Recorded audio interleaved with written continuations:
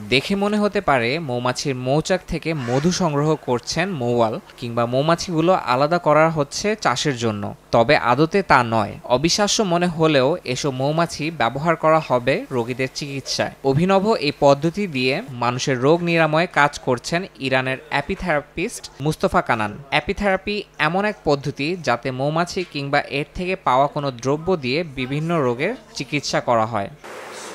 ইরাকের মসুল শহরে মৌমাছির খামার আছে মুস্তফা কানানের। ১৯৯৭ সাল থেকে অ্যাপিথেরাপি ব্যবহার করে মানুষের রোগ নিরাময়ের কাজ করছেন তিনি। শুরুতে বিনামূল্যে এই সেবা প্রদান করলেও বর্তমানে প্রতি থেরাপিতে নিচ্ছেন ১,০০০ ইরাকি দিনার বা প্রায় ৯২ টাকা।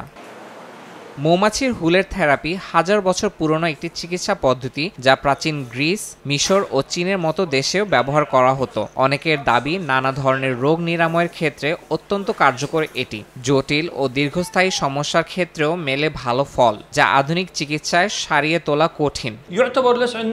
মৌমাছির হুল থেরাপি একটি বহুল প্রচলিত চিকিৎসা পদ্ধতি, যা বিভিন্ন রোগের চিকিৎসায় ব্যবহার করা হয়। এটি বেশ কিছু জটিল এবং দীর্ঘস্থায়ী রোগের ক্ষেত্রেও চমৎকার ফল দেয়। এদিকে বিকল্প এই চিকিৎসার মাধ্যমে রোগীরা আশার আলো দেখলেও এর প্রতি সন্দেহ প্রকাশ করছে প্রথাগত রোগ নিরাময় কেন্দ্রগুলো। তাদের মতে এই পদ্ধতির দীর্ঘমেয়াদী প্রভাব ও বৈজ্ঞানিক ভিত্তি নিয়ে চলমান আলোচনা ও গবেষণার উপর বিশেষ নজর রাখা উচিত।